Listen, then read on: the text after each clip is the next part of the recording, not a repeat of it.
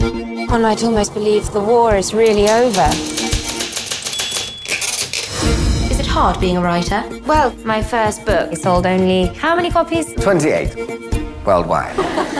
Dear Miss Ashton, my name is Dorsey Adams. I am part of a book club, the Guernsey Literary and Potato Peel Pie Society, founded by Elizabeth McKenna. Our Friday night book club became a refuge to us during the occupation by the Germans. It's so compelling.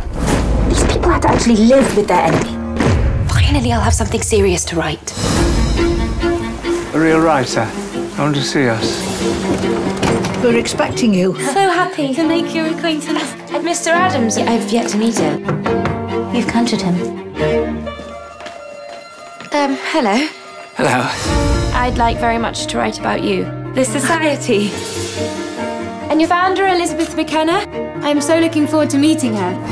You won't be meeting her. There's more to that story than they like to let on. What happened? It's not my story to tell. They don't want me writing about them. The war's not over for them. Not really.